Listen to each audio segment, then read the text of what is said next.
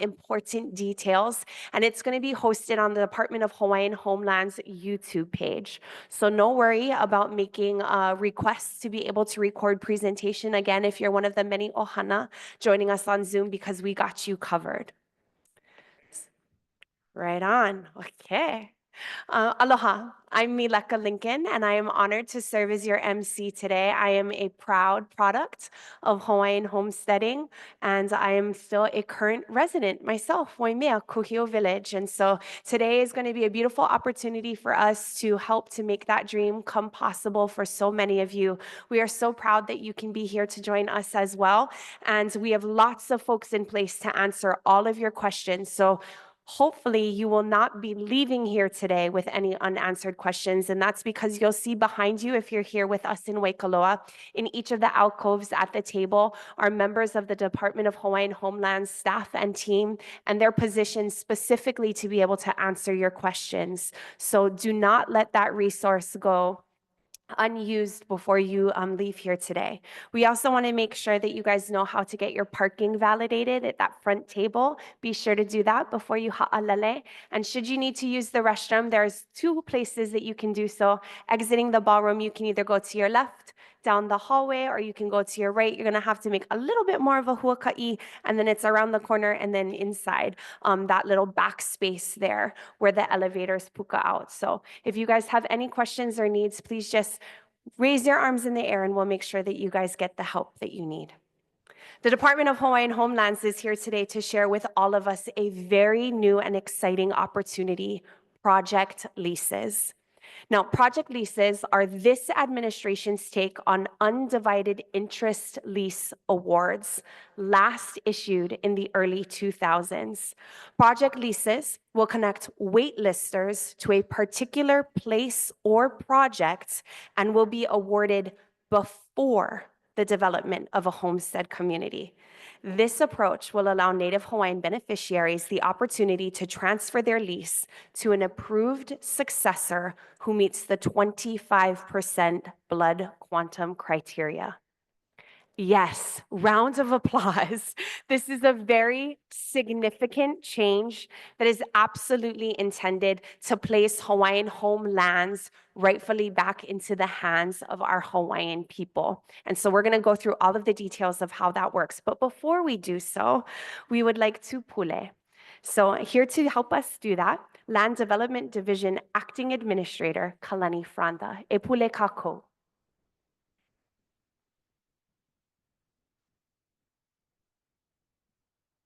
Mahalo, Mileka. Let's pray. Eko mako makue loko okalani. Mahalo nui mako ia oe no keia la nani loa. He la piha I ka hauoli a me ka mana'o lana. We gather in gratitude for this exciting time of orientation, where our hearts are filled with anticipation for the journey ahead. We lift up in prayer the beneficiaries of this aina, those who will call Kailapa-Kawaihae and the villages of La'i Opua home. May these places be filled with warmth, joy, and abundance. May these communities thrive, grounded in aloha and strengthened by ohana. We also extend our mahalo to the developers who have dedicated themselves to preparing these lands, the service providers who have partnered with us to kako'o da lahui, and to the leaders who guide us. We pray blessings upon Chairman Kali Watson, Executive Assistant Richard Hoke, Deputy Katie Lambert, and all of the Hawaiian Homes Commissioners, and all the staff who have worked tirelessly to mālama this vision and bring it to life. E ke akua, shower us with your love, peace, and favor. May this orientation be filled with clarity and understanding as we embark on this new chapter. Bless each person present today. May their hands be strong, their minds sharp, and their hearts full of compassion as we serve our lahui. Iko aloha pau'ole e mālama mai, e kia'i mai, a e alaka'i mai, ma ka inoa o Yesu Kristo, ma ko e pule aku nei. Amen.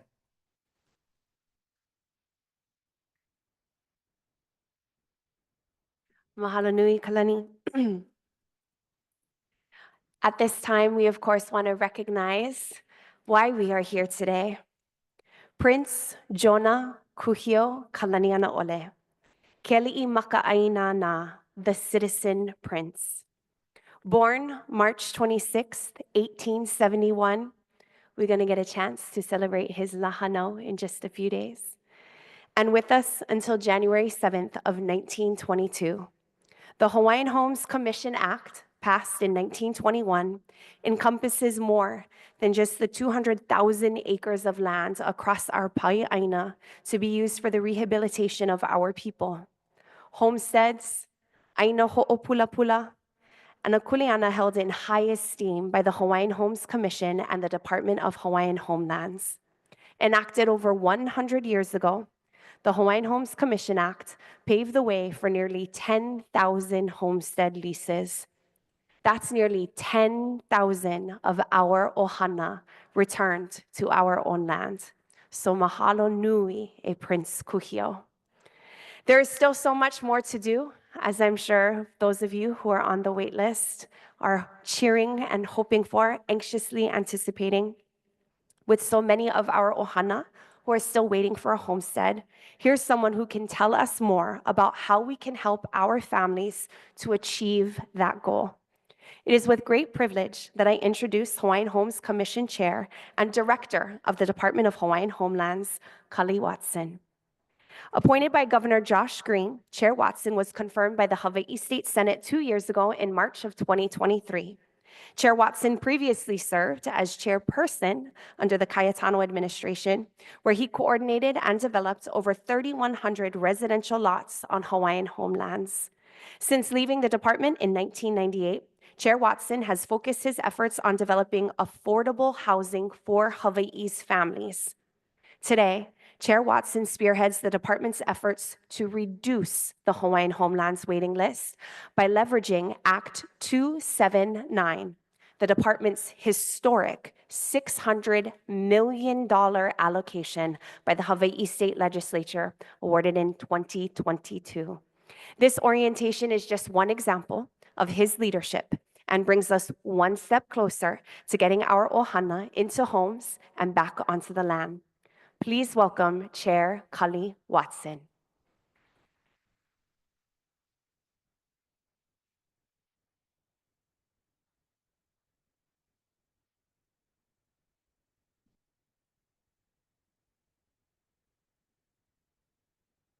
Aloha mai kako.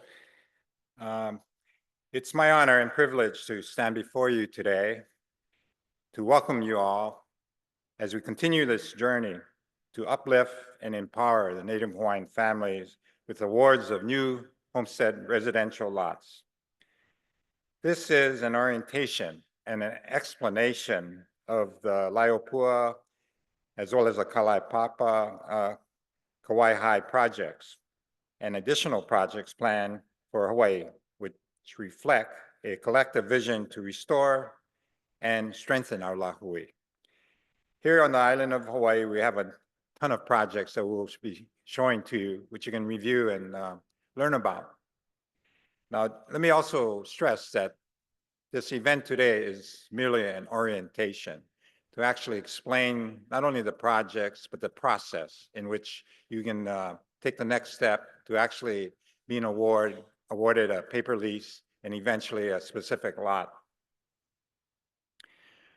For many of you, our waitlisters, I want to begin by acknowledging your patience and perseverance. The Department of Hawaiian Homelands recognizes the sacrifices you have made and the hope you have held on for all these years, hoping to get an award. These projects and the many more projects to come are not just about building homes, but addressing your wants and desires to get a homestead. They should talk about not only, or it will not only create and address your needs, but it will be more than just building houses, but also rebuilding ancestral connections, creating opportunities, and empowering generations to thrive on the Aina. Now, you heard about Prince Kuhio. What we're talking about is this vision. His vision He's the person best responsible for why we're here today. He was a steadfast advocate for the betterment of the Native Hawaiian people. Despite the many challenges he faced during a time of tremendous upheaval, he persevered with an unwavering dedication to his people's well-being.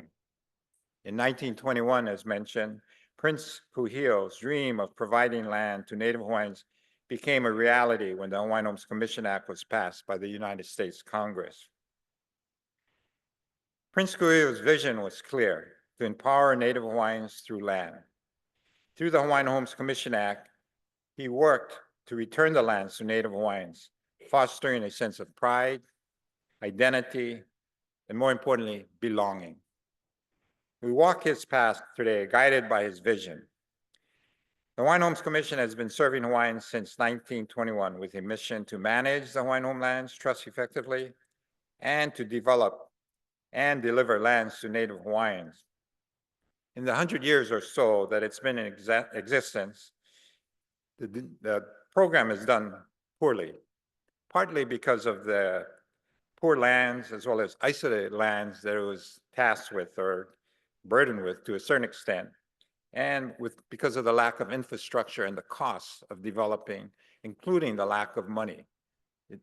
They gave us 200,000 acres and very isolated, in some cases, pully areas. And when you think about it, more than half of the lands that we have in our inventory are unusable. So we're trying to change that. I've been talking with the governor as well as the legislature. We've identified significant lands, other state lands, that we are in the process of acquiring, so as to flip that inventory so that the next 100 years we'll be in a better position to develop in a more timely fashion lands that are a lot more attractive and desirable by our beneficiaries.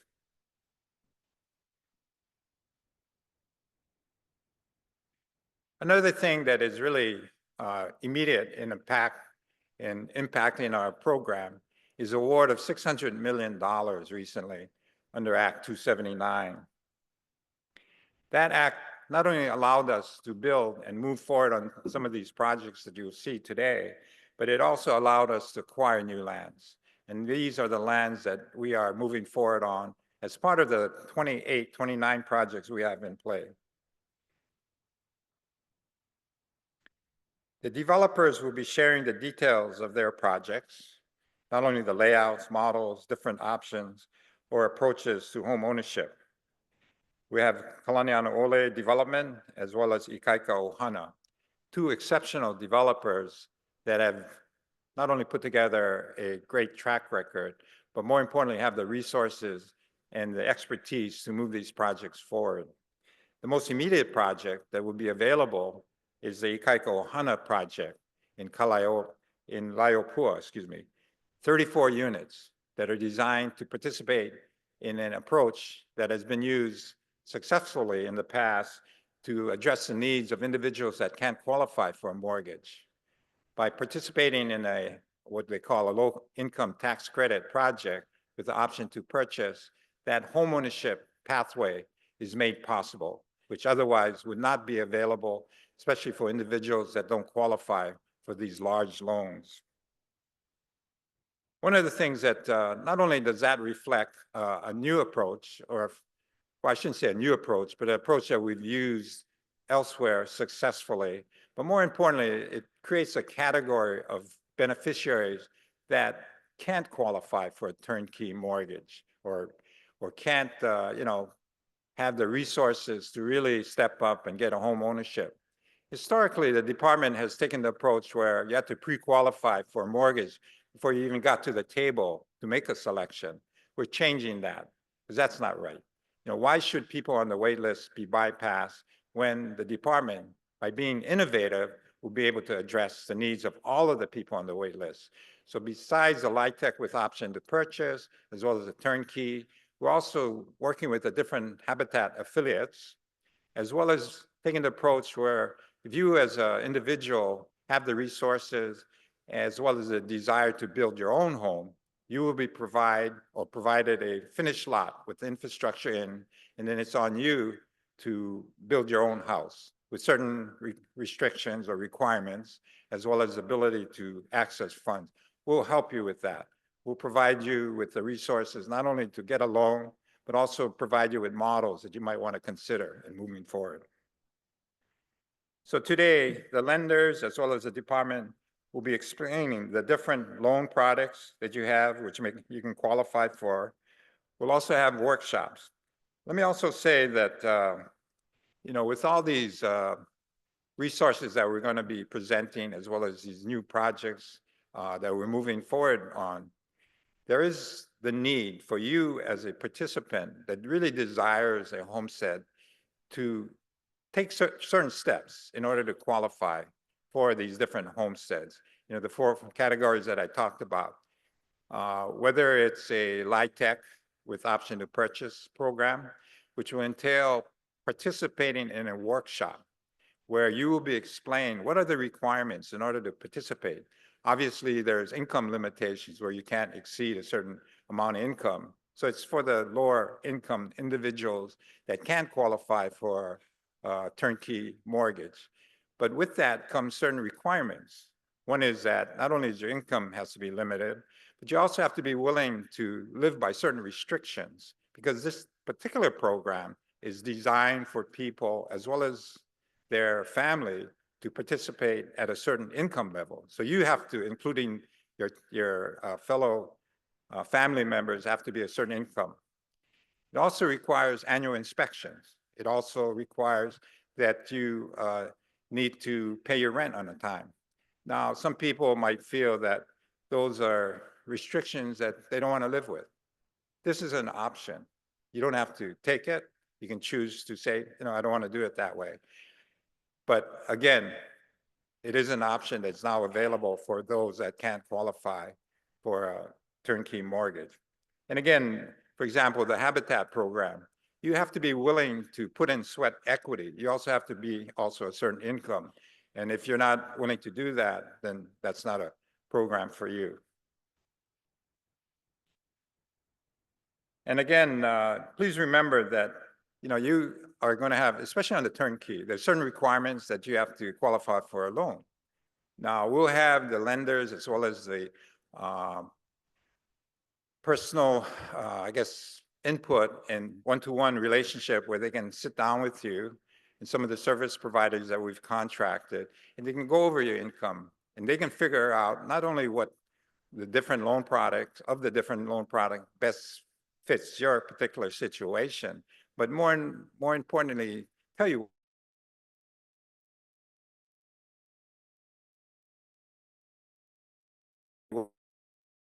what documents are needed, and then qualify for the loan. Now, if you don't participate, if you don't provide the documents, your tax returns or whatever, then there's no way you're going to qualify for a loan, and unfortunately, you get bypassed. So again, listen to what's being asked of you, and do participate and meet the requirements and requests that are being presented to you. And if you do that, you become a homesteader. As we go through this orientation process today, let's remember that the purpose that brings us together to learn about the different projects, as well as other projects that are not in play necessarily, but those that you might have a choice, those that you may desire more than the ones that are being presented today. So remember, these are choices. Today's presentation are regarding 2 projects. We will have many more that we'll show you today that you might be more interested in. So don't feel like, you got to take this project, otherwise you'll lose an opportunity. There's more opportunities that will come down your way.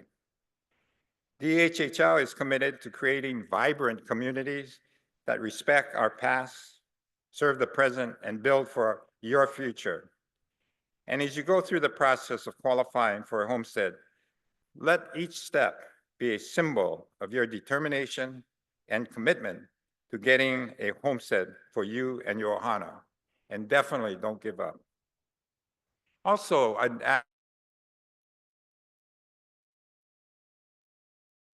ask that you spread the word. There's a lot of people as waitlisters, that may not be aware of this orientation, that may not be aware of all the projects that are coming down. So please, please spread the word among people that you know that would also benefit under this program. These projects represent more than an expansion of physical space or spaces. It is a testament to our commitment to you. We aim to ensure that the process remains rooted in the values of Laulima or collaboration, pono or justice, and in aloha. Your voices have guided us to this point, and your continued input will be essential as we move forward. Our kuleana to you is not taken lightly. With these projects, we are not merely constructing houses, but nurturing communities that reflect our culture and our shared vision for a better tomorrow. We are working tirelessly to ensure that the infrastructure, design, and resources align with the needs and aspirations of our beneficiaries. May the project you choose serve as a beacon of hope, illuminating the possibilities that come when we work together with respect for our land, our heritage, and our future. Mahalo to all who have contributed to this journey thus far, from our dedicated staff, developers, and financial partners, and to you, our ohana, who remind us every day why we do this work. As we advance, we ask for your continued patience and trust. Together, we will make these homesteading communities that not only honor our past, but build a thriving future for our keiki and mo'opuna. To end, I would like to share a Hawaiian proverb, Pupukali I holomua, that stand united in order to progress. Let us work together to bring Kuhio's vision to life. If you persevere and stay the course, you or your family will get a homestead. That I promise. Mahalo nui loa, and may we always walk forward in the spirit of aloha and unity. Aloha.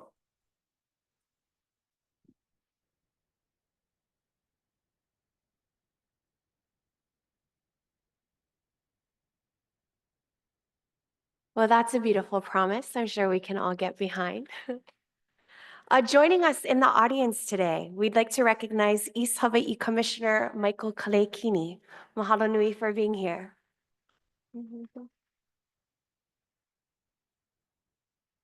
Now for the Land Development Division. The Land Development Division is responsible for developing Hawaiian homelands for homesteading purposes. The three branches are Design and Construction, Master Planned Community, and the Housing Projects branches. Please welcome back to the stage Acting Administrator Kalani Franda.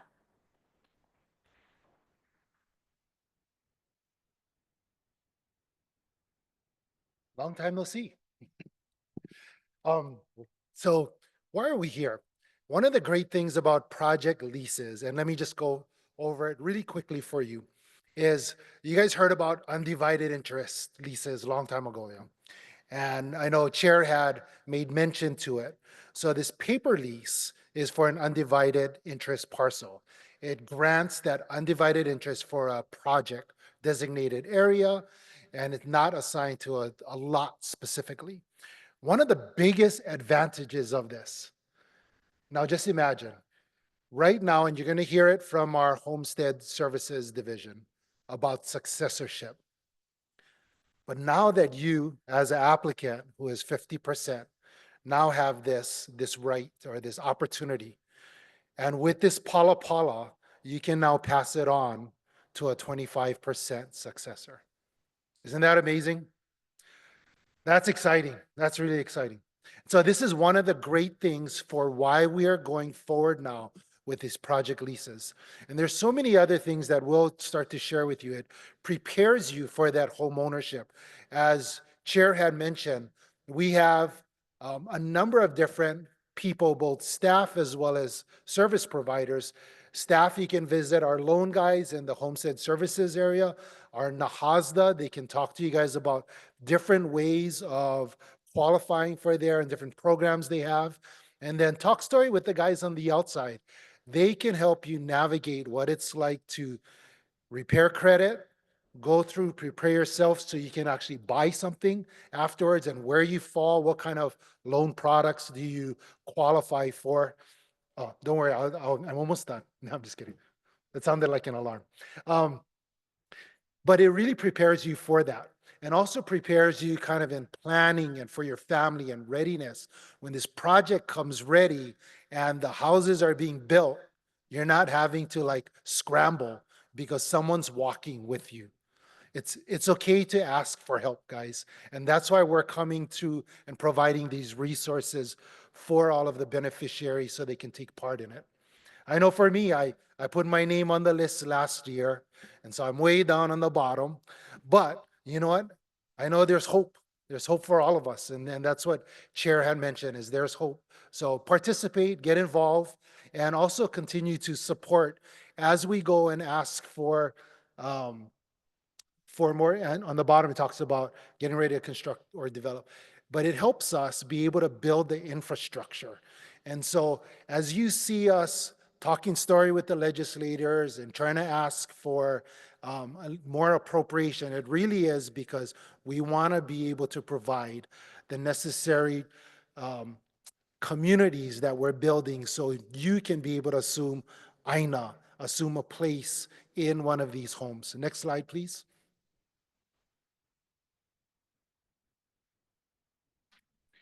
I had mentioned this with you guys, so you can go and visit our service providers. Next slide. And one more. So I want to share with you guys right now, we are doing different projects throughout West Hawaii, besides the ones we're going to share with you at La'i Opua and Kailapa. And so Chair had mentioned for the past 100 years, we've had 10,000 leases that we've issued out. We are projected to issue out 6,000 leases by next year. That is 60% of what we've done in the past 100 years. Doesn't that give you chicken skin? I want to say just thank you for the support and continue to push because there's a lot more to be done. There's you might have heard it before. It actually takes about 6 billion for us to complete and extinguish the entire wait list. But you'd be surprised how many more people that actually qualify that have 50% that haven't put their name on. Might be your brother, your sister, your uncle, your auntie. And if that is them, tell them put their name on the list. Put their application in because they have an opportunity to participate in this program. We're also working across the Pai'aina. That 600 million is kind of starter monies to be able to start projects, 29 projects throughout the Pai'aina that we're working on. When we look at the island of Lanai, there's about 75 lots that we're going to build. We're actually going to complete the entire wait list on the island of Lanai. Exciting stuff for them. And we're also going into places where we've never been before. We got a great deal on the small lot in Hawaii Kai on the marina. Can you imagine that? Hawaiians in Hawaii Kai on the marina. Amen for that. Yeah. Next slide, please. So as I shared with you, across the Pai'aina, projects all over the place, and you'll see on that white box that shows how we're working hard to be able to bring down that wait list, working hard to be able to move and get more leases out. Next slide. On the very bottom, we talk about how much appropriation is being allotted for the island of Hawaii. So we have about 7 projects that we're working on, combination of East Hawaii, West Hawaii. Right now, I'm only going to focus on the West Hawaii projects that we're working on. And about 75 million is appropriated, allocated for the 7 projects here, specifically for infrastructure and site development. Next slide. Here's a new project. You're going to hear a little bit from our developer who's working on La'i Opua as well as Kailapa. They are also working on Palamanui. Palamanui is, as you guys know, right above the airport. It's next to the college campus. It's a master plan community, and we are looking at doing 80 single-family turnkey homes in that location. Next slide, please. We recently purchased some land. If you know where Tex Drive-In is, right above is King's Chapel. Right to the Waimea side is the lands that we purchased, all the way down to the district park. So on both sides of the highway. I know some of you guys was eyeing up Honokaa. I was like, ooh, that's a nice place. My family grew up in Waipio Valley. Mom had moved up to Kukuihaile, graduated from Honokaa, so she was excited to see this. Dad had moved to Holualoa, so was excited when we started working on Kealakehe area. But great stuff that's happening here. It's about 296 lots, residential lots that we're going to develop in this area. It's going to require a little bit more appropriation, a little bit more monies, and it's probably a period of like 5 to 10 years that you'll see some stuff happening in this location. Right next to it, you see some eucalyptus trees, and the eucalyptus trees are on Kamehameha School's lands. We're also working with them to be able to acquire that land and then be able to do subsistence agriculture issue out subsistence agricultural lots in that area. So a lot coming to Honokaa as well. Next slide. Lalamilo. Some of you guys who live in this area was like, oh yeah, I was wondering what happened to those 2 houses that was sitting there, nobody inside for like 15, 20 years. Well, there was this, as you guys know, in kind of Kaho'olawe, they had these ordinances and stuff. And so there's stuff that they're going through that they got to get approved before you do anything on the land. Well, we had to do that in the corridor of Kawaihae from Lalamilo all the way down and really get the approval of the Department of Defense, Department of Health, EPA, et cetera. We finally got it. And this allows now for the lenders to lend you money so you can actually buy the house now. So we went through the renovation. We're almost done with this. And it should be offered to the next person on the wait list. We're going to do single ones on this. Coming up probably at the end of this year. So there's 2 houses that are standing that we're going to be issuing out awards for. There's a next slide, please. The next one is 5 vacant lots that we have also in that area that we finished, developed some time ago. We're just waiting for that lift of the UXO and allow us to be able to do stuff on there right now. So we're evaluating it to see if it makes sense for us to partner up with a turnkey or at least have the lessee have that choice to be able to do that. Staying right here, we're also working on something that we started a long time ago. If you go by the transfer station, there's areas that we finished, some lots that were created. Well, that one doesn't have water, it doesn't have wastewater yet. So we're working on that, trying to get monies for that. And the hope is that we can do roughly about, I think, 237 lots in that area, probably like over 2 to 3 phases. So a lot coming to that Waimea area as well. Next slide. You know, it takes a lot to be able to build infrastructure. It takes water, and water is valuable on all of our islands, and we know that we lack it. But one of the things that we do really well is we find where these water resources are. And we also have the ability with some of the authority that's been given to us to be able to go and acquire these things. And one of the great things is there's a lot of collaboration happening, a lot of pilina relationships that are being built. And one of them is with the various counties because it's very expensive for us to own and operate it. You got to imagine, you got to get all the guys who have the skill set to be able to do it. So we work with them, we build it.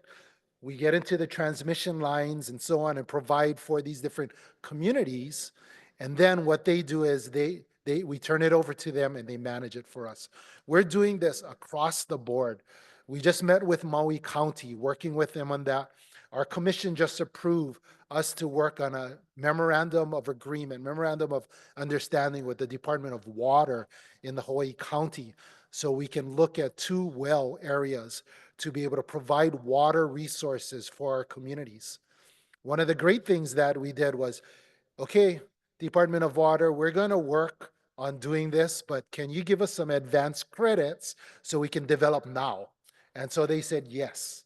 And so we are getting advanced credits for La'i Opua so Kalaniana Ole can move quicker on getting those houses to you guys up and running, available, and you have a chance to live in it. So lots going on, and it takes a lot. It's not only getting the water system, it's bringing it, transporting it, et cetera, et cetera. So lots happening in the Department of Hawaiian Homelands. Next slide, please. So as we go to the villages of La'i Opua, I'm going to share with you guys kind of a very high overview and then also share a little bit about one of the developers that are there right now, Ikaika Ohana. Some of you, next slide, please. Some of you are actually living in some of these phases. Next slide. So they have a developer that they're working with, and they're also an owner and developer, which means that for the next 15 years, they are held to a certain standard by various governmental agencies because monies that they've been borrowing, monies that they've been using to help build what you have today. And they also have a property manager that 3150 that is not only managing it, but helping to make sure that everything's in compliance. Next slide, please. So there are different things that are happening as far as how you qualify. 30%, 40%, 60% area median income, allowing you to qualify for some of these different homes. And I'll stop here real quick and say that if you guys don't meet those standards, don't meet these, and you have an opportunity to now purchase a property, please stop by the NAHASDA table. It's probably the best deal in town. What's the percent? 1%. Oh, I thought it was 0. Shucks. 1%. That's okay. That's better than the market right now. But Anne's going to come up and share more about NAHASDA when that time comes. So it's a 15-year rental compliance. Some of you are already in phase 1 with the 60 homes. Some of you are already in phase 2 with the 24. You got new neighbors coming up, guys.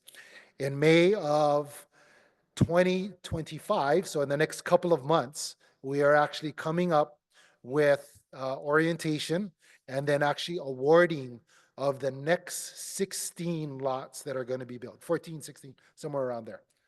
16 lots, I believe, or 16 houses that are going to be built. And that's going to, all of it, the 32 are going to be awarded on May 24th, or roughly around that time, May 24th of 2025. You know, it takes a lot to bring the infrastructure monies over there. It takes a lot to build the houses. And at the end of the day, for example, phase 2, if you were to take a look at the market right now, that house is actually valued at 1.2 million. And at the end of 15 years, when you think about 1.2 and on the market, what happens? Value appreciates, right? So you would be purchasing your property at the end of 15 years for something greater than that. In the case of this one, it actually goes the other way. And so there is different things that's built in to bring the value down.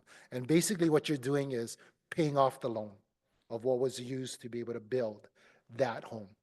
Next slide.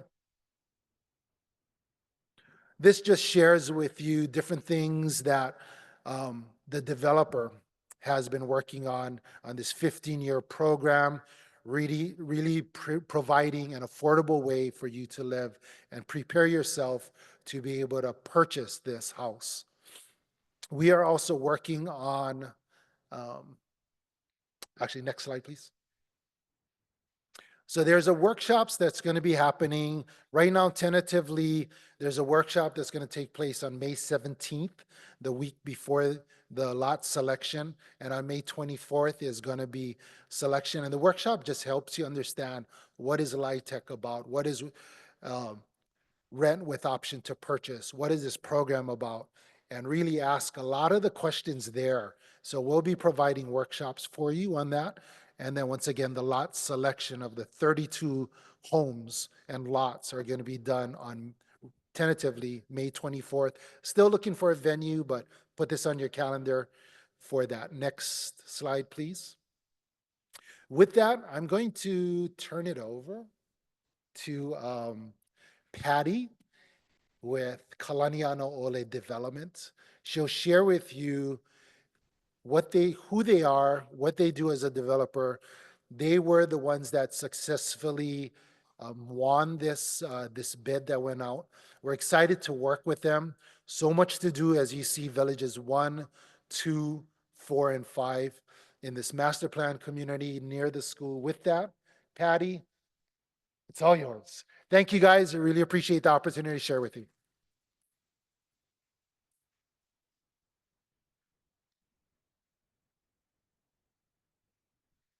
Aloha kako, everyone. I'm so excited. I'm so excited to be here this afternoon. Apologies because the slides that I practice with, I don't have it today. So if I stumble a little bit, you guys know why. So I am the developer for villages 1, 2, 4, and 5. So villages 5 is scattered lots. I'm not sure if you guys drove up there before, but it's 55 units and there's some self-help and habitat houses up there, but there are 55 units that will be available. For village 5, for village 4, there are 125 lots that we are working with the undivided lessees from, I think, about 20 years ago, actually. So they've been waiting for a long time. So I've been working with them to help them to look at different programs so they can get on the land. So villages 1 and 2, we are in various stages of pre-development. And actually, it's only partially funded. So it's really important. There's a bill that's coming up. It's asking the legislature for $600 million more.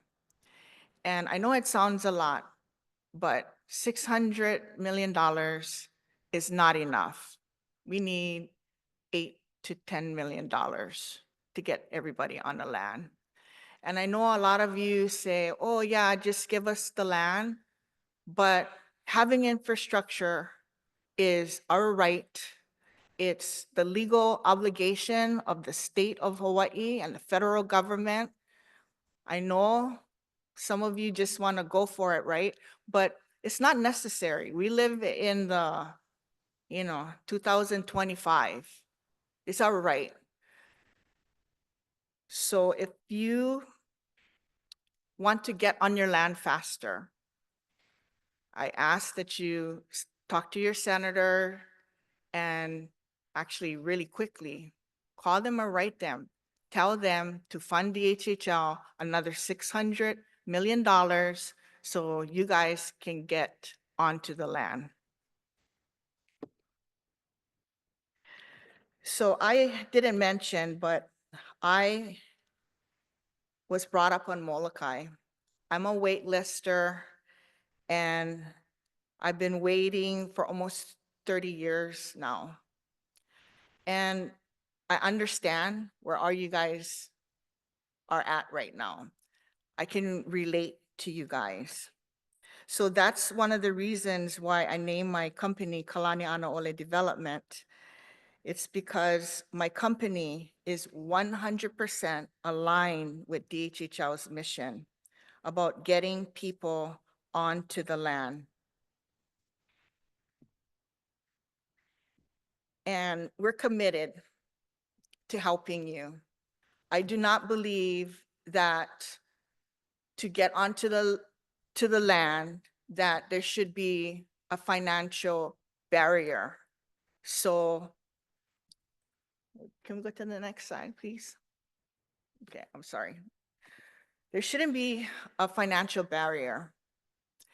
So there are different programs which Chairman Watson talked about: rent to own, self-help housing, all of those programs. I'm very familiar with those programs. I have actually did everyone from beginning to end, and I've moved people in. So I know that every one of you here, if you want to get onto the land, you can. And I'm willing to work with each one of you to do so. But to do this, what I did was I put together a world-class team. And they're not Native Hawaiians, but they believe in what I'm trying to accomplish, and they respect and they appreciate the Hawaiian culture and values. So I put together a team that is world-class. My partner is Nan Shin. He's the owner of Nan Inc. He's the largest construction company in the state, and he also owns Grace Pacific. My other partner is Christian. He's over there. He is an expert in housing finance. So we're going to be looking at different kinds of programs that may not even exist yet. We are going to try and figure it out. There are going to be people that are like really low income, people that can do turnkey, but everybody knows there's that middle group that probably most of you are in. So that's why I have Christian on my team. I also have an architect who worked for Samsung Construction. Samsung Construction is one of the biggest construction companies in the world. He helped to build the tallest building in Dubai. I also have recently brought on the owner of NAHASDA. I'm not sure if you guys know who the owner is, but she is one of the top interior designers in Hawaii. You see her stuff at pretty much all the high-end places.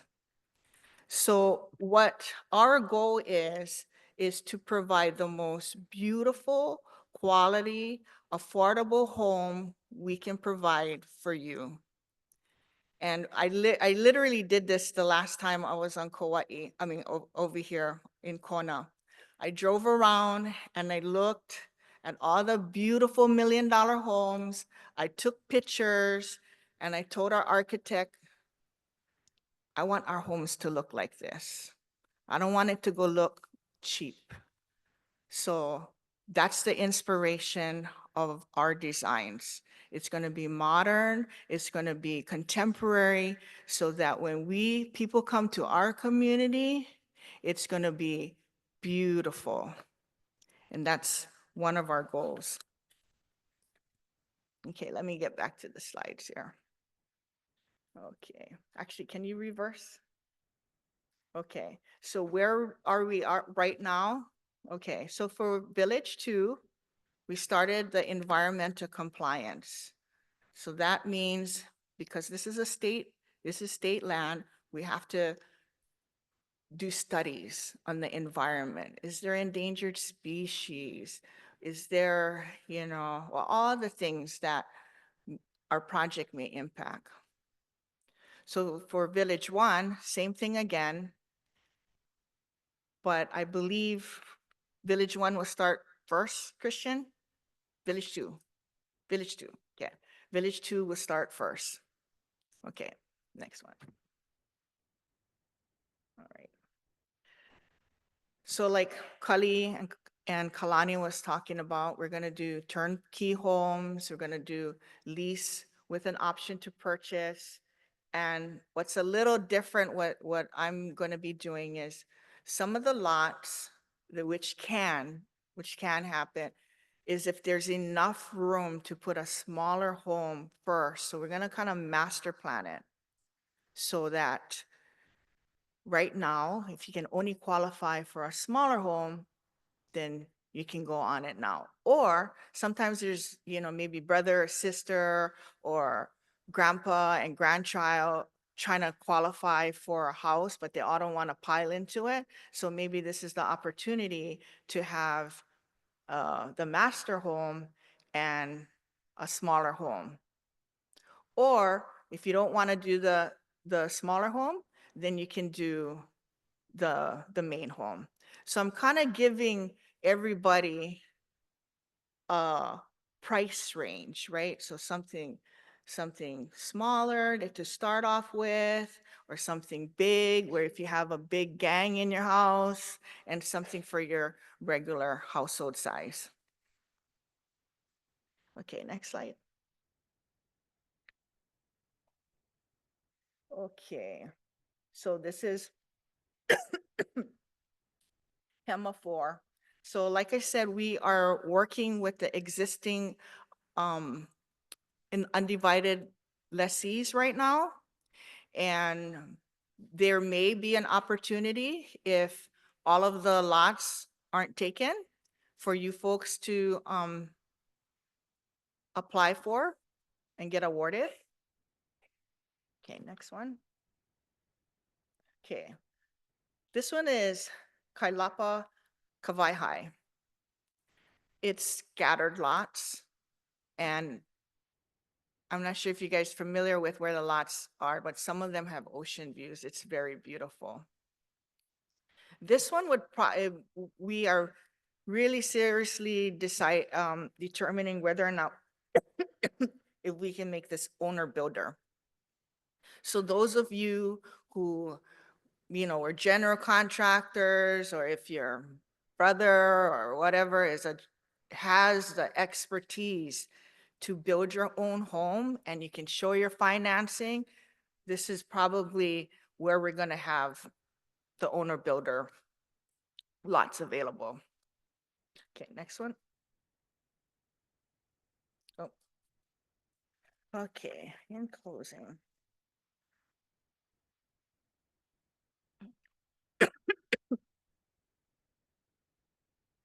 So once again, one of the primary reasons why everybody has been waiting for so long is that DHHL has not had adequate funding.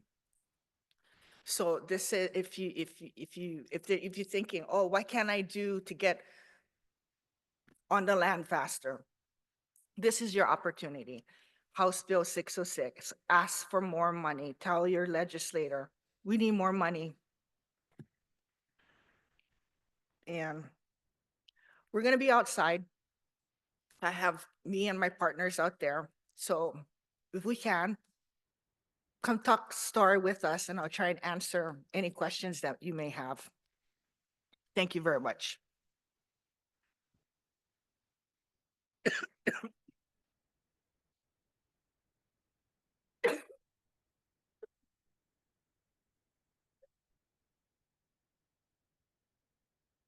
Mahalo nui, so many exciting opportunities there.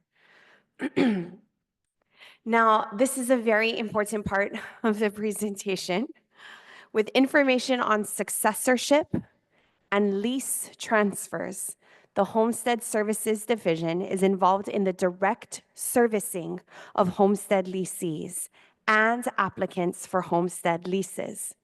Its 3 branches are the District Operations Branch, which provides direct services to lessees and applicants on a statewide basis through its 6 district offices of East Hawaii in Hilo, West Hawaii in Waimea, Maui, Molokai, Oahu, and Kauai, the Homestead Applications Branch, and the Loan Services Branch.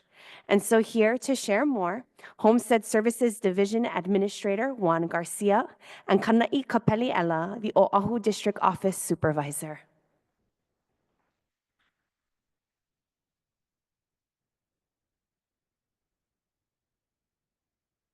Mahalo. How's everybody doing?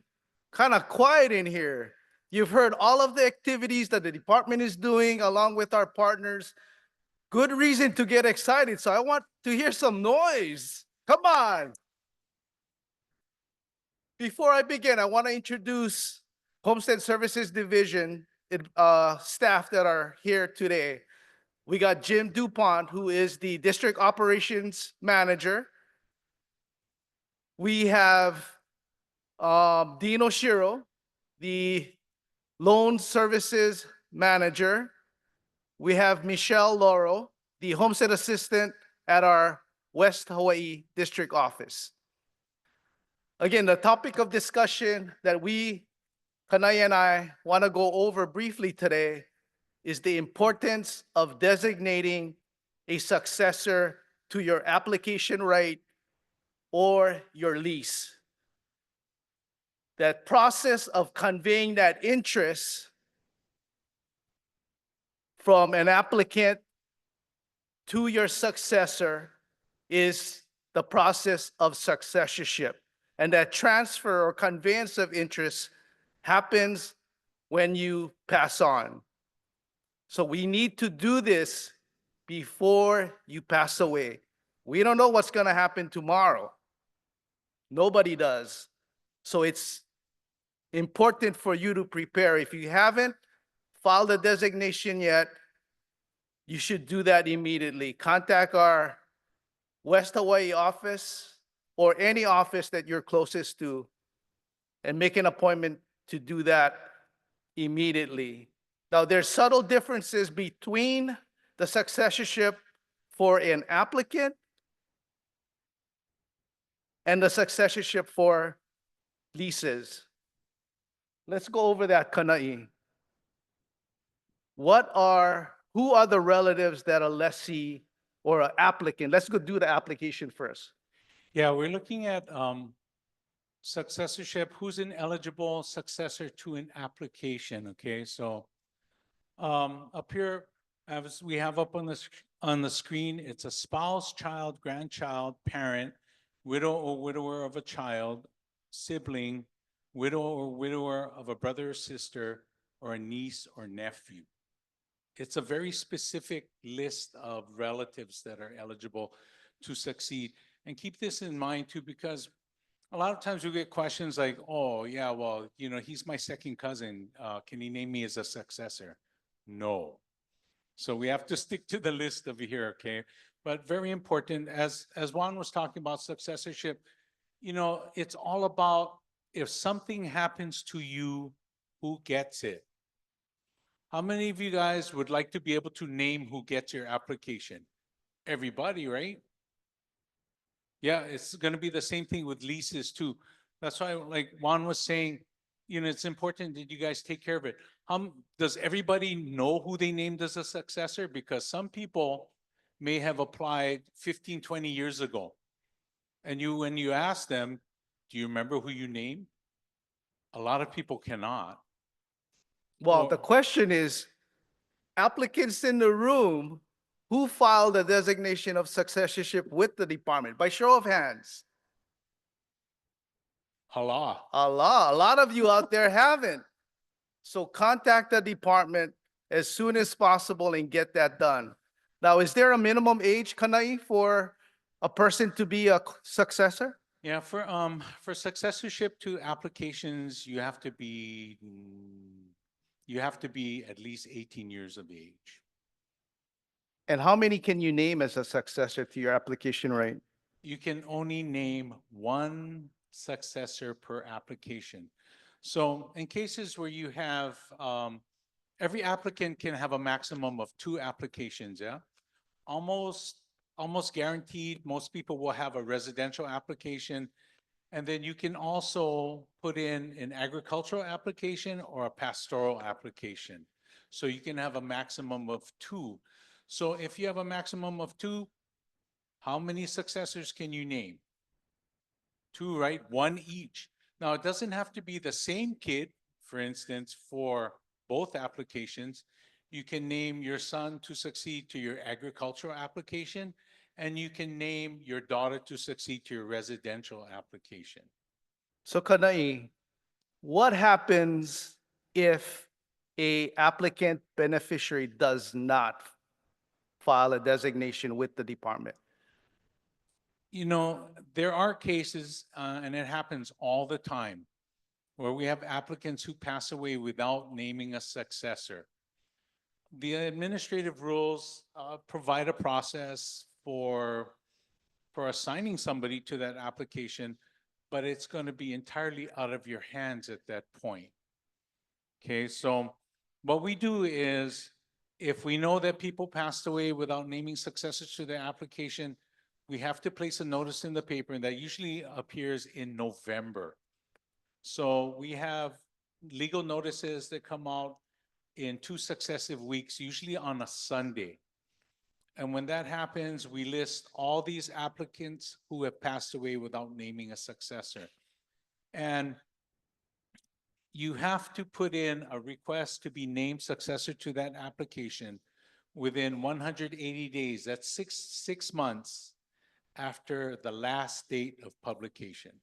And what happens if you come to the department and say, it's 181 days after the last publication, and I come in and say, hey, I want to submit a successorship claim for my dad's application? What will happen to my request? Unfortunately, we're pretty strict about the 180 days because it's listed in the department's, it's laid out in the department's administrative rules. So, and it does say, anybody in these legal notices, it does say, if I fail to put in something within these 180 days, then I will be forever barred from requesting successorship. When an applicant passes away, Kanai, what triggers this process? The successorship process for both the lessee side and the application side, it starts with the submission of a death certificate. So our beneficiaries, lessees, and applicants are not officially deceased unless the department receives that death certificate. Okay, Kanai, can you review again the qualified relatives for successors for the applicant? Okay, qualified successors for applicants, okay, are going to be spouse, child, grandchild, father or mother, widow or widower of a child, widow or widower of a sibling, a niece or nephew. Again, what is the Hawaiian blood quantum for the successor? Successors to an application, they must be 50%. That's because the original lessee has to be 50% to fulfill the requirement of the Hawaiian Homes Commission Act 1920 as amended. The department can only cut those original leases to someone who is 50%. 50%, the qualified relative has to be with the application side. Okay, so let's transition now. Hopefully, most of you, if not all of you, will convert from an applicant beneficiary to a lessee beneficiary with this lease program that the department is moving forward with. Kanai, can you briefly go over what the qualified successor for a lessee is? Yeah, just keep in mind, in contrast to what we just spoke about regarding successorship to a lease application, with a lease, you can succeed to a lease at 25% if you are a spouse, a child, a grandchild, or a sibling of the lessee. And then all other relatives listed up here, parent, widow and widowers of children, widows and widowers of brothers and sisters, nieces and nephews, those remain at 50%. So for them to succeed to the decedent's lease, they have to be 50%. Can you only name one successor to a lease? Absolutely not. Okay, with lease applications, with an application, you can only name one per application, right? We talked about that a little bit earlier. With a lease, technically, you can name any number of successors. So you could name all 8 of your children to your lease. But just think about it though. Would you really want to? Yeah, because that's when the wrestling match starts, right? Yeah, that's when it gets nuts. So, but just keep in mind, although it is indeed your choice who you want to name, think about it in terms of, okay, if I'm no longer here and I name all 5 of my kids and then only 1 out of the 5 pays, how is that going to work out, right? So there are any number of considerations you might want to think about once you get that lease. Is there a age restriction with respect to successorship on the lease side? For leases, unlike applications, the leases, you can have, sometimes we have babies succeed to leases. Of course, they have to be represented. They have to be legally represented, but they can succeed to a lease. So there's no minimum age to succeed to a lease. Those relatives listed on the screen is pretty straightforward. Can they explain to us who is a qualified nephew or niece? A qualified nephew or niece, some people don't really think about this thing, but a nephew or a niece is not only on your side, right? If you have, like for myself, my nephew and niece, well, they're the daughters and sons of my brothers and my sisters. But my nephews and nieces are also my wife's siblings' children. So it doesn't make there's no distinguishing one from the other. So my nephews and nieces would be eligible to succeed, and so would my wife's nephews and nieces. Thank you, Kanai. Again, if a lessee, for whatever reason, fails to file with the department a designation of successor, what happens then? Similar to the application side, you're going to have the same situation on the lessee side, where we're going to have to publish a notice in the paper. And this usually happens in June or in December. Next slide, please. Yeah, we usually do this in June and December, so twice a year. And you have 120 days from the first date of publication. Remember, with applications, you have 180 days from the last date of publication. The lessee side is a little different. You have 120 days from the first date of publication. And of course, if you don't put in within that time, you'll be similarly barred from claiming successorship. Kanai, do you have any suggestions with respect to how a beneficiary should go through as far as a process of deciding who that special individual in his or her family that should be named as a successor? The whole thing about naming a successor, whether it be application or lease, always remember this is your application, and then later on, this is your lease. This is your decision, but it's also important when you make your decision, have that meeting with your family. Let them know that this was your choice. You chose this person to succeed to your application, or you chose this person or these kids to succeed to your lease. It's important that you have that meeting with them, because I tell you, it's just like watching TV. If you don't have a meeting like that, all these conspiracy theories are going to come alive right before your eyes. It's going to be crazy. Well, I think dad was crazy already and she made him sign. Yeah, serious. And it happens. So if you want to do a designation of successor, for your application, right now, that is the thing we're actually concentrating on, because you guys are here because you guys are eligible applicants, right? Are you protected? If something happens, heaven forbid, before you pick up that lease, you want to make sure you have a named successor so that person can step right in there. Does that make sense? Yeah, it makes sense. So we want to go there. So if you guys have any doubts about who you named, or if you even named anybody, please contact the nearest district office and ask. If you'd like, we can mail you a copy of your designation of successor. If we cannot find one in the file, we will tell you. And at that point, it would be good to make an appointment to come in and see our staff. Really, really important. Don't leave it up to chance.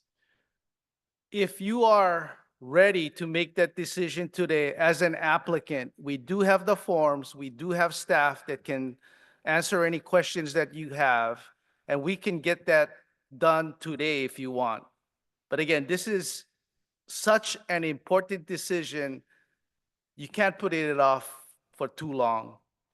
We're giving you the opportunity to do that today. Again, we thank you, and fasten that seatbelt because we're moving. All right? Guys, have a good day. Aloha.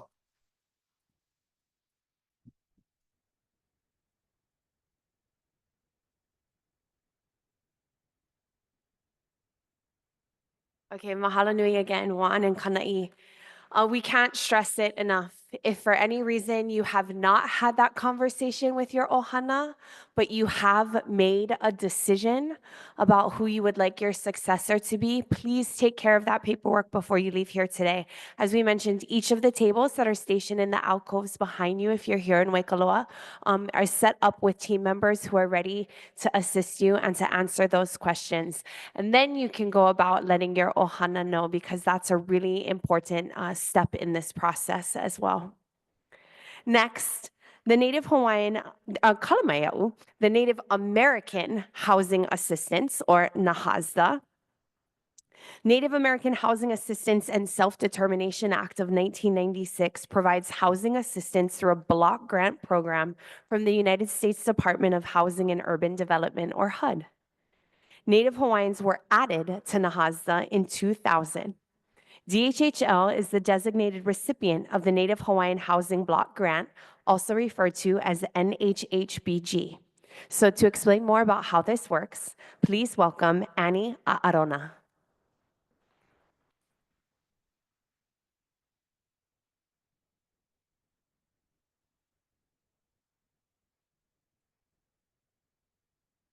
Ai, aloha kako o Ann A'arona ko inoa.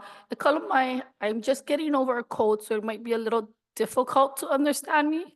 And if you have any questions, we do have a table in the back that you can come and see us if I don't, you guys can't understand me.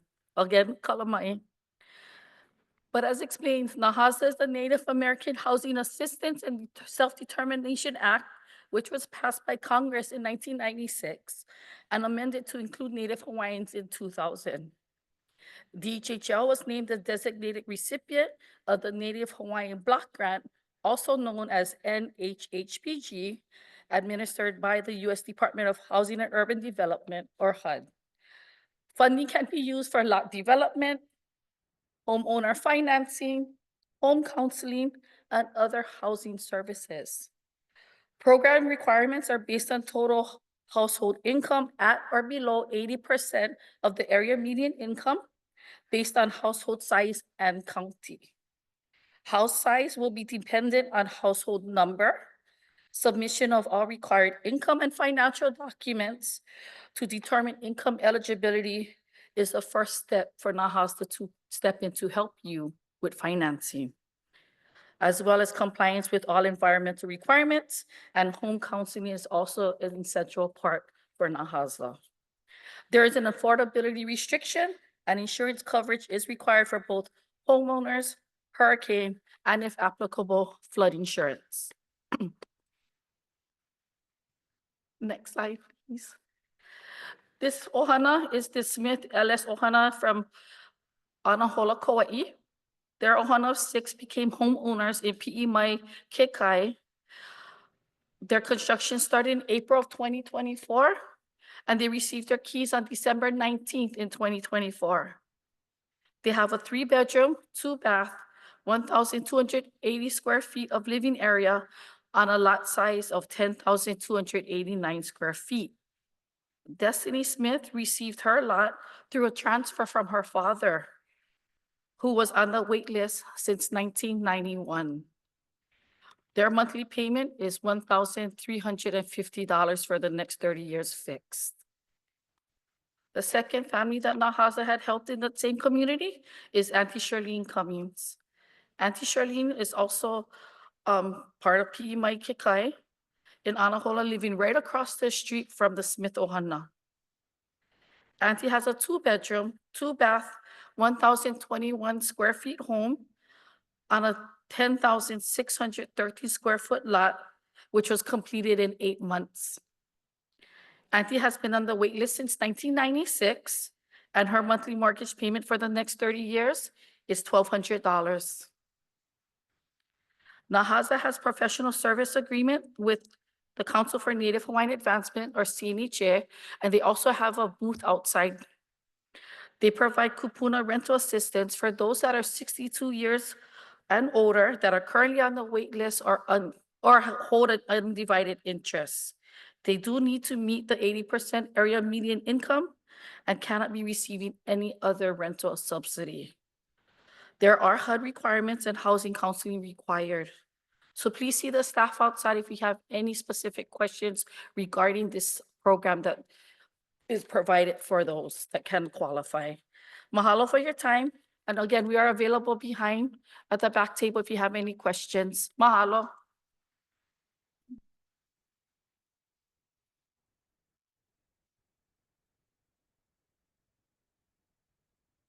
Okay, mahalo nui.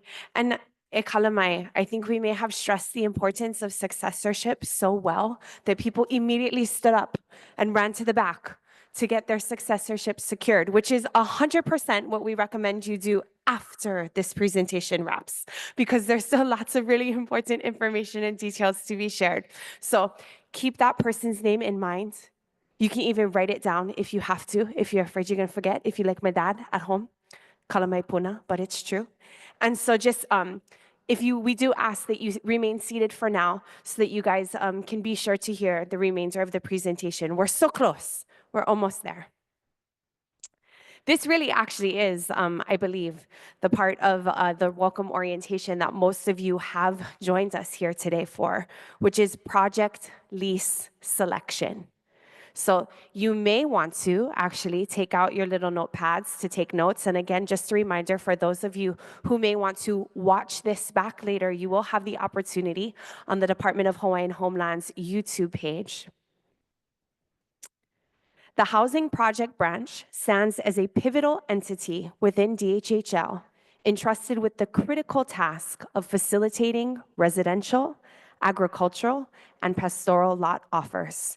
So please join me in welcoming Housing Manager Michelle Hitzman.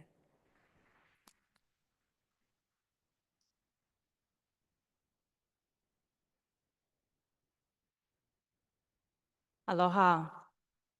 So again, we're at the end of the presentation, so I appreciate you guys sticking it out with me. There's been a lot of information that we've already shared at this point. You've met the developer, Kalaniano Development. They've talked about successorship, and you've heard about some upcoming projects here on West Hawaii.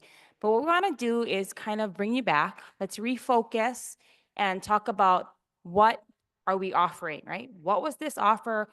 What would you guys be selecting? So we're just going to go back to like the project lease overview.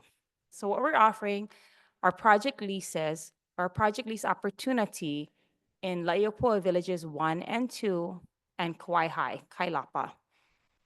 So what is a project lease, right? A project lease is a paper lease for an undivided interest in a parcel, area, or subdivision. What that means is it allows you let me back up. One of the main benefits of getting a paper lease is it allows you the immediate ability to designate a 25% successor or transfer the lease immediately. And I think that's what Juan was up here stressing, right? As a 50% applicant, you can only succeed. 50% is the only one that can succeed to your application. By getting this paper lease and having that in hand, you can now designate a 25% successor, or again, immediately transfer that lease to that successor. It also allows you the time to get financially ready. I think Kalani mentioned that we've got some partners outside that can assist you, right? If you're not ready today, that's fine. This paper lease opportunity will allow you that time to work with our financial providers, get yourself ready or your successor ready to then take on the responsibility of a mortgage or a home loan. And so we just want to stress that on April 12th at project selection, you're not selecting a house, right? There is no house, there is no lot to select at that time. What you're looking at is you're selecting an area. And the two areas, it's La'i Opua Villages 1 and 2 and Kawaihae. Kawaihae, we have 22 scattered lots. So that's 22 project leases that are available there and approximately 370 leases in La'i Opua. So what are the offer requirements? There's really only one offer requirement, and that is to say you're interested in this offer. There is no pre-qualification. You don't need to visit a bank just yet to get a pre-qualification letter. Again, the only thing you need to do is turn in that purple form that you all received in the mail, right, with that offer letter. And we have some available today at the back table there. And all you need to do is say you're interested, turn it in by or postmarked on March 21st. And again, that's the only requirement. You can say you're interested, and then at selection, you can defer. But if you choose not to submit, and after the deadline, you're like, you know what, I should have done it, then again, that's too late, right? So just submit an interested form, say you're interested, and then you can kind of decide, go back home, watch the recording, get more information, and then you can kind of make your decision even at the selection meeting. Next slide, please. Next 2 slides. So the selection process, as I mentioned, the selection meeting is scheduled for April 12th. It'll start about 9 o'clock. It's an all-day event because we are actually looking to sign leases that day. So you could be here all day. But again, the advantage is you will be signing your lease that day. Location will be here again at the Hilton Waikoloa. We don't have a room yet, but we'll have all that information on your invitation letter. And again, to get an invitation to the project selection meeting is to just submit that interested form by or postmark by March 21st. And how we do the selection is of all those that submitted their interested forms by the deadline, we rank you based on your original date of application. So that's from the Hawaii Island residential wait list. Next slide, please. Thank you. Selection requirements. So the orientation meeting, this is an informational meeting, right? So if you can attend, that's great. You attend in person, you can Zoom in, you can watch the recording later. It's really up to you, but this is the meeting that you get information to help you make a decision as to whether or not this opportunity is right for you and your family. However, the selection meeting, you must be present. If you're unable to attend, you can send a proxy. So we also have some proxy forms in the back of the room. Again, if you cannot attend and you know you cannot attend, go ahead and grab one because it must be notarized. And the person that you name as your proxy must bring that form with them the day of selection. Do not mail it in, do not email, don't drop it off at one of our offices. Just have your proxy, have that form with them. Again, the original notarized form, and bring it with them to the selection meeting. You'll also need a valid government ID, license, state ID, passport, military ID must be valid.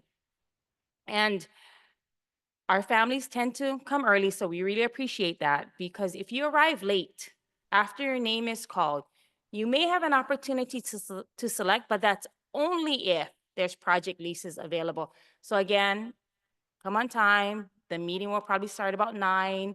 Registration is usually an hour before, so you're welcome to come early, hang out, have your breakfast. Next slide, please. So again, as I mentioned, we are anticipating signing leases that day. So again, that's about 400 leases that we're looking to sign that day.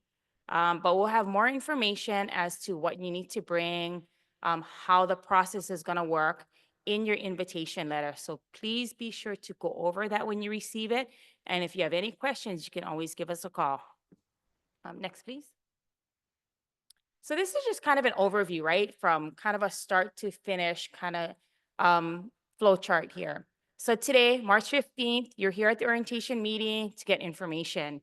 March 21st, that's a response form deadline. You submit your response form, you get invited to the selection meeting on April 12th. At the meeting, you will be selecting a project if your name is called, and you will be signing the 99-year lease. Now, a lot of times when people say, okay, I signed my lease, so I should be a lessee. Well, not just yet, because we still need to go through a few more steps before you become the actual official lessee. So in April, you select a lot, you select a project, you sign your lease. In May, we will go to the Hawaiian Homes Commission to get the lease award approval. We need to get our Attorney General's signature, and then we'll also need to get our chairperson's signature. That will probably take us till maybe like mid to late June. So once we do those tasks, we'll then go ahead and record your lease. It is at that point, that blue oval there, that you are now officially the lessee. So once you become the lessee, we will send you your executed lease. Now you can go visit HSD, you can designate your successor. You can then decide if you choose to transfer your lease to your successor, you can go ahead and start that process. I believe Chair Watson mentioned we'll have some workshops for you. But one of the main things once you become a lessee or a project lease lessee is you must do a financial assessment. So again, to have the opportunity to select a project lease, it's simply submitting your offer form.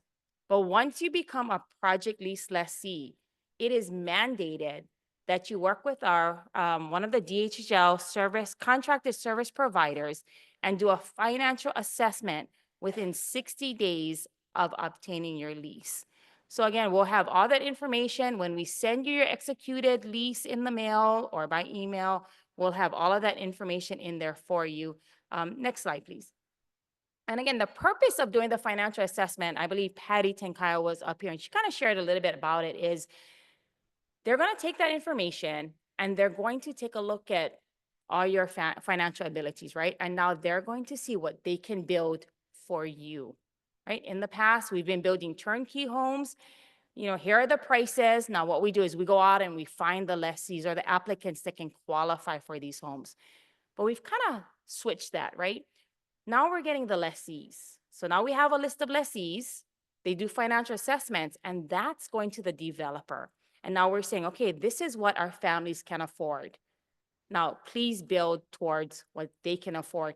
And it could be a wide range of things, right? From rent with option to purchase families, habitat. We have families that can do their own construction, vacant lots, to a turnkey house. But again, the idea or the intent is to build towards what our families can afford.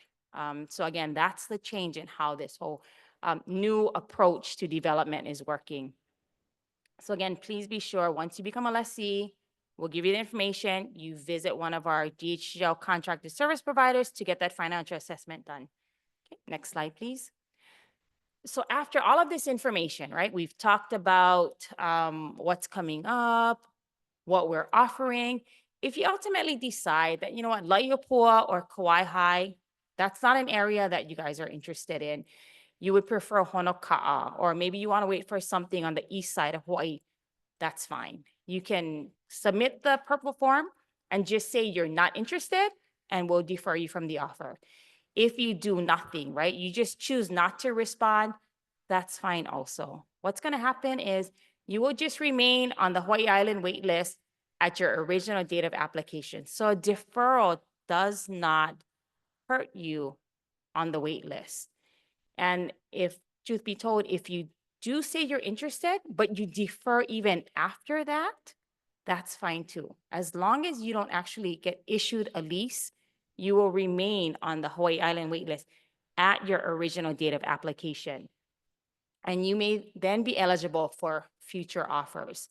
Because I cannot stress enough that when you take a project lease for La'i Opua 1 and 2, you will only be getting offers for La'i Opua 1 and 2, right? You are no longer an applicant, a Hawaii Island-wide applicant that you will receive offers throughout the island. You are actually designated and a lessee for that specific area.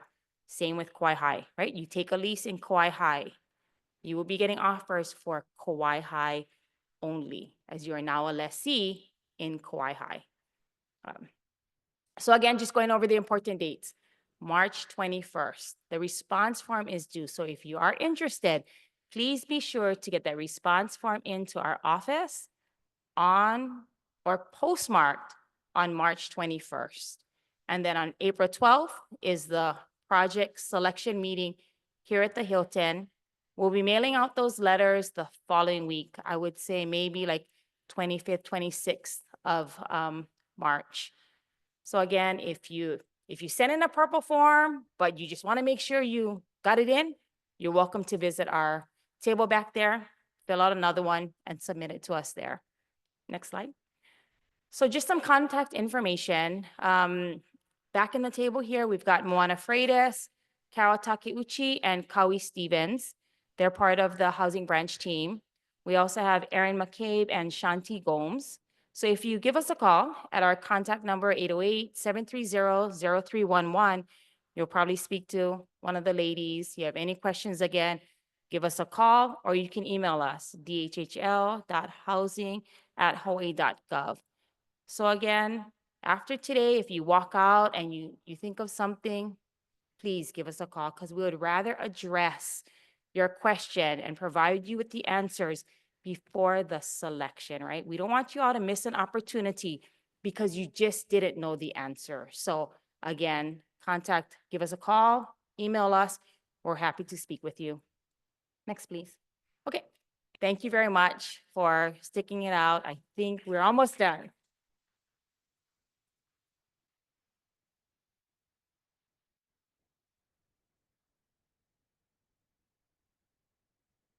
Okay, a lot to consider. We want to remind everyone about the open house that is taking place outside. So in addition to the DHHL tables that are set up just behind you all, where you can ask questions about successorship or anything else that you may have related to the actual Department of Hawaiian Homeland's process. Those staff members and team members are in place to answer those questions, but just outside in the lobby area, the open air lobby area, that's where all of the tables are set up with some of the developers that you heard do their presentation today, a lot of the lenders that are here to help with any finance or funding questions. So you'll want to take advantage of their services as well before you ha'alele. Otherwise, we do want to remind any of you who might find yourself on Oahu on Tuesday, March 25th, from 10 a.m. until 12, there is going to be a rally, a march, a stand in support.